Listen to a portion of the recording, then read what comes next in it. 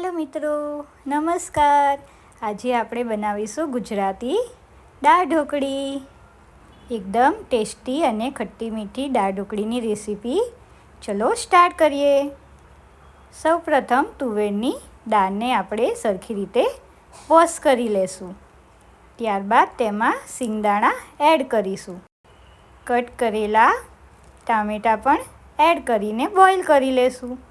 ત્યારબાદ ઢોકળી માટે એક બાઉલ ઘઉંનો લોટ લેશું. તેમાં 2 ટેબલસ્પૂન જેટલું ઓઇલ એડ કરીશું. ત્યારબાદ અજમાને આ રીતે હાથથી મસળીને થોડોક એડ કરી લેશું. તેમાં થોડી હળદર, લાલ મરચું, મીઠું એડ કરીશું.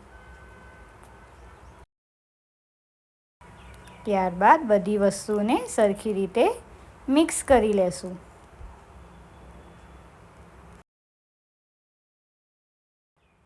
આ રીતે આપણે ચેક કરી લેશું કે આપણે તેલનું પ્રમાણ ઓછું છે કે વધારે. ત્યારબાદ થોડું થોડું પાણી એડ કરીને ઢોકળી માટેનો લોટ રેડી કરી લેશું. બહુ કઠણ પણ નહીં અને બહુ નરમ પણ નહીં, તે રીતે ઢોકળીનો લોટ આપણે રેડી કરી લીધો છે.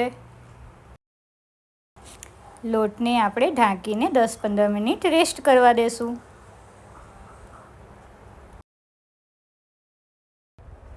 લોટને આપણે સરખી રીતે મસળીશું, જેનાથી આપણી ઢોકળી ખાવામાં એકદમ પોચી બને. ત્યારબાદ બોઇલ દાળમાં આપણે આ રીતે સરખી રીતે મિક્સ કરી લેશું અને તેમાં થોડુંક પાણી એડ કરીશું.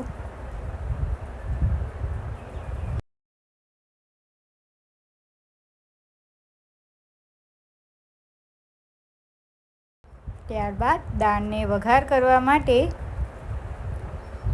2 ચમચી જેટલું ઓઇલ લેશું.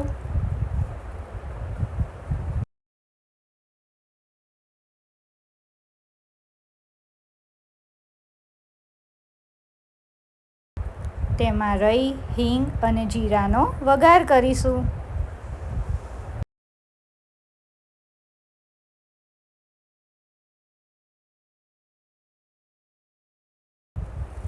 વઘારને આપણે બોઇલ કરેલી દાળમાં એડ કરી લેશું. ઉપરથી આ રીતે આપણે ઢક્કણ ઢાંકી દેશું, જેથી આપણો વઘાર ઉડે નહીં.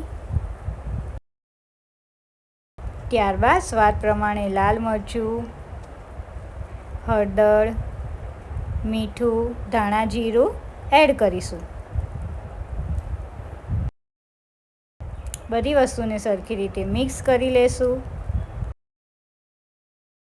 ત્યારબાદ તેમાં સ્વાદ પ્રમાણે આપણે ગોળ એડ કરીશું.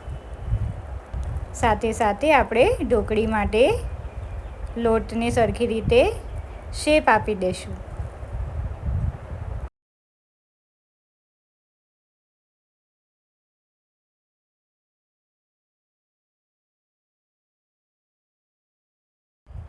આ રીતે ગોળ વણી લેશું.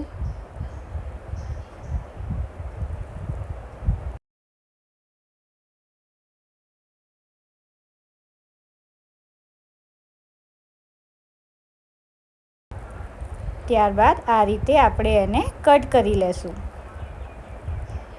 શેપ તમે નાના મોટા આપી શકો છો. ઢોકળીને આપણે દાળમાં એડ કરી લેશું. શું તમે આ રીતે દાળ ઢોકળી બનાવેલી છે?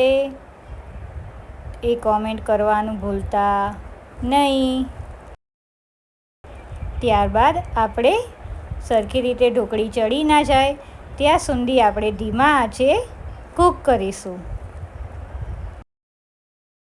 વિડીયો ગમ્યો હોય તો લાઈક કરવાનું ભૂલતા નહીં. તમને દાળ ઢોકળી ભાવે છે કે નહીં તે જરૂરથી કહેજો. Subscribe my channel and join cooking with Disha.